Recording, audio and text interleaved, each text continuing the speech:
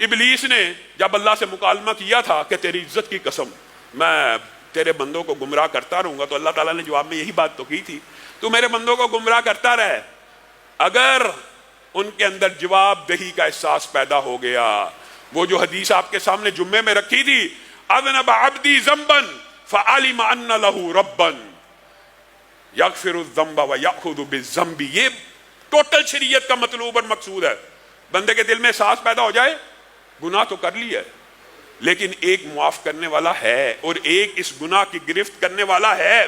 تو اللہ نے ابلیس کو بھی یہ کہا تھا نا، پھر وہ گناہ کرتا ہی رہیں گے اور توبہ کر لیں گے تو میں بھی ان کے گناہوں کو معاف کرتا رہوں گا، جا تجھے کھلی چھٹی ہے،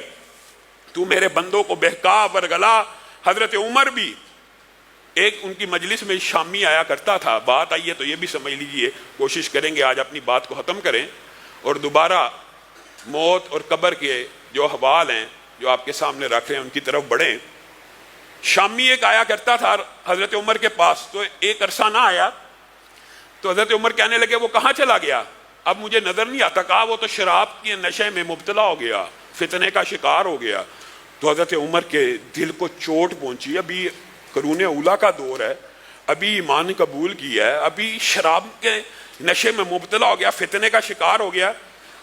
انہوں نے ایک آیت حمد و ثنا کے بعد لکھ کے بھیجی، نبی عبادی انی انا الغفور الرحیم وان عذابی هو العذاب العلیم۔ اے شامی، اللہ رب العزت نے قرآن پاک میں ایک آیت نازل کی ہے کہ میرے بندے کو بتلا دیا جائے کہ میں معاف کرنے والا اور رحم کرنے والا ہوں، اور اگر وہ اس طرف نہیں پلٹتا تو میں ہی ہوں جو دردناک عذاب دینے والا ہوں۔ شامی پڑھتا جا رہا ہے، روتا جا رہا ہے، پڑھتا جا رہا ہے، روتا جا رہا ہے، اور اسی وقت توبہ کرتا ہے اور حضرت عمر کی بارگاہ میں آتا ہے اور کہتا ہے آج کے بعد کبھی دوبارہ شراب کو ہاتھ نہ لگاؤں گا۔ حضرت عمر خوش ہو جاتے ہیں اور کہتے ہیں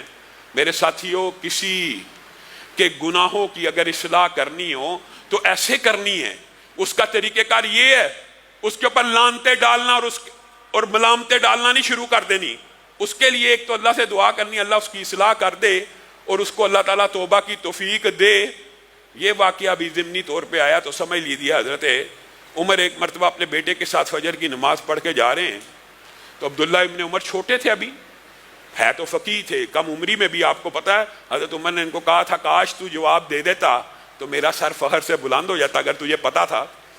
لمبا چوڑا وہ کھجور کے تنے کا جو واقعہ، تو یہ ابھی کم عمری میں حضرت عمر ان کو اپنے ساتھ نماز پڑھنے لایا کرتے تھے۔ نماز پڑھ کے جا رہے ہیں تو کہنے لگے بابا الحمدللہ، دیکھیں ہم نے نماز پڑھی ہے مسجد میں، فلاں بھی نہیں آیا، فلاں بھی نہیں آیا، فلاں بھی نماز میں حاضر نہیں، فلاں بھی، مفہوم یہ ہے۔ حضرت عمر کو غصہ آ گیا، کہا اس سے بہتر تھا